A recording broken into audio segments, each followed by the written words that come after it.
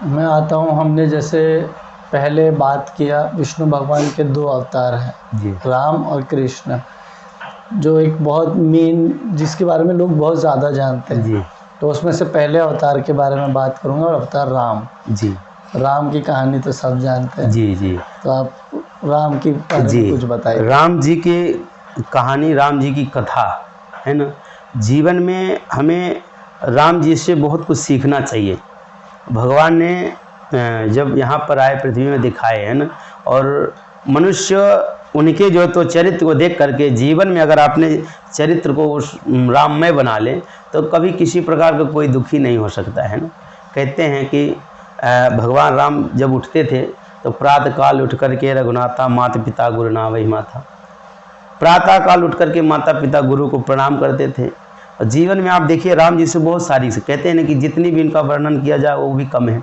राम जी सब कुछ जो तो पा करके, ये तो कहते हैं ना कि जब राम जी को ऐसा ये हुआ कि अब राजा बनने वाले हैं, लेकिन रात भर में पासा पलट गया, बोलेगा अब राजा आप नहीं बनोगे, भरत बनेंगे, अब आपको 14 वर्ष का वनवास। राम जी खुश हो गए, बोले हम वन में जो तो रहेंगे और हमारा भाई राज करेगा, इतनी बड़ी क्या सौभाग्य की बात है ना। प्रसन्न हो गए। अब बोले कि इससे बड़ी क्या, अपना सर का ताज भरत जी को दे देते है ना। और आज का समय ऐसा है ना कि आज का समय एक एक बीते ज़मीन के लिए एक एक जो तो धन दौलत के लोग मारा मारी कर लेते हैं ना। जीवन में कहते हैं ना कि कभी भी कुछ भी हो जाए, कहते हैं भाई भाई का प्रेम, कहते हैं ना एक भाई एक भुजा होता है ना। आज रामायण से, राम जी के चरित्र से हमको बहुत कुछ सीखना मिलना चाहिए। राम जी 14 वर्ष वनवास के लिए राजपाट सब ठोकर मार करके चल दिए, और वही राजपाट जो भरत जी को मिला, भरत जी ने भी कह दिया कि जो जहाँ मेरे राम नहीं तहाँ हम नहीं रह सकते हैं ना। भरत जी ने भी भगवान के खड़ाओं को जो तो 14 वर्ष रख करके और पूजा है ना, उन्हीं के मार्गदर्शन में जो तो राज किया है ना। तो भगवान रामचंद्र जी के जीवन से और उनके किस प्रकार किसके प्रति भाव रखते हैं, माता पिता के प्रति क्या उनका भाव रहता है ना, क्या भाइयों के प्रति क्या स्नेह प्रेम है ना। कहते हैं ना कि भगवान राम जी से कहते हैं ना कि जब बहुत सारी ऐसी बातें होती हैं ना, कभी कभार मन में ऐसी बात उठती है। जब भरत जी महाराज चित्रकूट पर पहुंचते हैं राम जी को कि वापस हम लेकर के आएंगे, तो वहाँ लक्ष्मण जी क्रोधित हो जाते हैं कि भरत अपनी सेना लेकर के आ रहा है हम सब पे चढ़ाई करने के लिए। तो लक्ष्मण जी वहाँ पर क्रोधित होते हैं, धनुष बाण उठा लेते हैं और कहते हैं कि आज मैं भरत को और शत्रुघ्न समेत उसके पूरे सेना को जो तो मार डालूंगा, संहार कर दूंगा। राम जी कहते कि नहीं, ऐसा मेरा भरत नहीं हो सकता है। बोले नहीं भैया, आप ये सब गलत समझ रहे हो, जिसको राजपाट मिल जाता है तो उससे मद सहा नहीं जाता है। तब कहते हैं ना कि यहाँ बाबा तुलसीदास जी भी कहते हैं कि प्रभुता पाए जात मद नाही, जिसके अंदर अगर थोड़ा बहुत कृपा हो जाए, कुछ धन ऐश्वर्य इत्यादि प्राप्त हो जाता है तो उसके अंदर अभिमान बहुत जल्दी आ जाता है। भगवान राम कहते हैं कि ऐसा नहीं हो सकता है। मेरे भरत को ये अयोध्या की राज तो क्या, तीनों लोग का और इंद्र का भी आसन मिल जाए तो भी मेरे भरत का कभी अभिमान नहीं हो सकता है। तुम इस तरह की सोच क्यों रहे हो मारने की बात। अगर ऐसा है कि तुम लोग अगर भाई भाई ही अगर युद्ध करोगे और तुम लोग नहीं रहोगे तो मेरे राजपाट का जो तो सुख का मैं अनुभूत कैसे करूँगा। अगर इस प्रकार की जो अगर आपके अंदर लोभ लालच है तो मैं भरत को बोल दूंगा आपको सारा राजपाट दे दिया। बोले मुझे ये नहीं चाहिए, लेकिन अगर वो आपको जब वध करे मारने की इच्छा से आ रहे तो बोले ऐसा भरत की बुद्धि कभी नहीं तो मेली हो सकती है। तो इस तरह भगवान के राम जी के चरित्र से हमें बहुत सीखने को मिलता है ना। और जीवन में कहते हैं ना कि हमें निज धर्म पर चलना सिखाती रोज रामायण, है ना। रामायण जो व्यक्ति पढ़ता है उसके अंदर सब सद्गुण आता है, हमेशा सद्भाव आते हैं, लोगों को प्रति जो तो अच्छे विचार आते हैं। जो रामायण का अध्ययन करता है एक एक जो तो इत्यादि, जैसे चौपाई ले लो, कोई भी जो तो बढ़िया सुंदर भाव से भगवान राम जी का भजन इत्यादि, बड़ा आनंद में उससे जीवन व्यक्ति का संवर जाता है। राम जी से अगर जो राम जी के चरित्र को आपने जीवन में उतार लिया, राम जी के चरित्र को जो देख लिया तो जीवन उसका बदल जाता है। इस तरह भगवान राम जी का जीवन है। आते हैं कृष्ण भगवान पर। कृष्ण भगवान का कथा आप सुनाइए। जी, कृष्ण भगवान की बहुत कथाएं हैं। कहते हैं ना कृष्ण भगवान इस पृथ्वी पर आते हैं, है ना। वासुदेव जी महाराज देवकी मैया के गर्भ से आते हैं और बहुत सारी वृंदावन में लीला इत्यादि करते हैं। और असुर कहते हैं ना कि जब जब होई धर्म की हानि बाढ़े असुर अधम अभिमानी, जब जब धर्म की हानि होने लगती है तब तक भगवान विविध रूप लेकर के और असुरों का संहार करते हैं। तो भगवान कहते हैं, किसी संत का भाव भी एक आता है, बोले महाराज जब भगवान अपने भ्रिकुटी मात्र अपने इस दृष्टि से ही सारे सृष्टि का अगर जब बड़े बड़े असुरों को मार सकते हैं तो उनको अवतार लेने की क्या आवश्यकता है। तो कहते हैं कि अवतार तो भगवान अपने जो तो कृपा से और अपने भ्रिकुटी टेढ़ किए कि सारा संसार को जो तो क्षण भर में भस्म कर देंगे, लेकिन भगवान भक्तों को प्रेम पाने के लिए जो तो आते हैं ना। जो भक्त जन्म जन्म तक जो भगवान की आराधना करते हैं, भगवान की उपासना करते हैं और भगवान को प्राप्त करने की जो तो इच्छा करते हैं, तो भगवान भी जो तो ललायत होते हैं कि हम चलो भक्तों की दर्शन करें, भक्तों से मिल करके आएँ। तो भगवान कृष्ण इस रूप में आकर के भक्तों के ऊपर कृपा करते हैं और बहुत सुंदर यशोदा मैया इत्यादि और ग्वाल वालों के साथ मिल करके वृंदावन में लीला करते हैं। और इस तरह एक एक करके जो असुर अत्याचार है उनको सबको जो तो मारते गए और सब सुंदर भाव से भगवान मुस्कुराते रहे और अपने कार्य को करते रहें। तो जीवन में कहते हैं कि भगवान रामचंद्र जी ने जो किया है उसे हमें करना चाहिए और भगवान श्री कृष्ण ने जो कहा है उसे हमें करना चाहिए ना। जैसे महाभारत में भी भगवान कहते हैं, उपदेश देते हैं अर्जुन को कि जैसे कौरव पांडव दोनों युद्ध करने के लिए खड़े हो गए, तो कहते हैं भगवान ने शिक्षा देते हैं और कहते हैं अर्जुन को अगर आज तुम उनको नहीं मारोगे तो तुमको मार देंगे।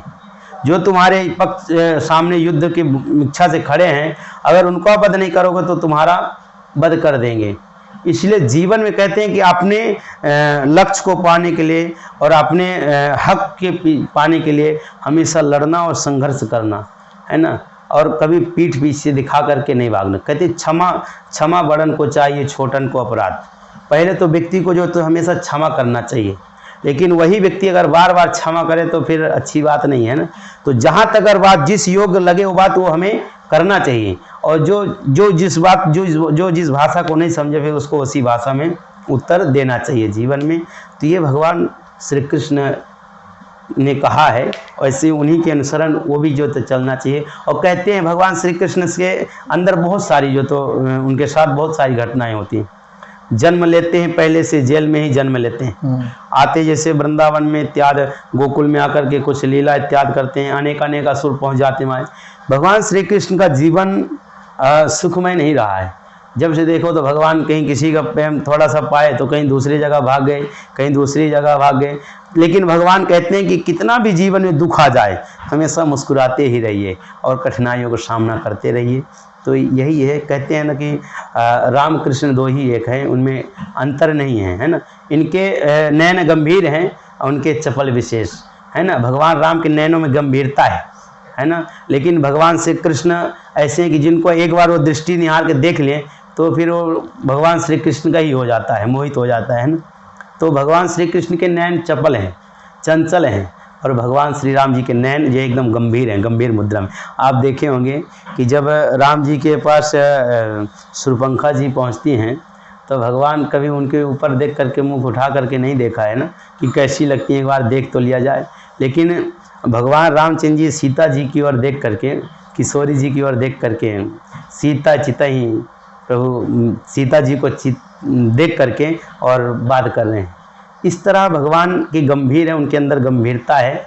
और श्री कृष्ण जी हमारे जो हैं तो बड़े चपल हैं और बड़े चंचल हैं। इस तरह उनकी जो एक बार छवि को देखता है, जो भक्त तो उनको जो तो देखता है तो हो ही जाता है, लेकिन वो भक्त की इधर अगर देख लिया तो भक्त के ही मन को चुरा लेते हैं ऐसे।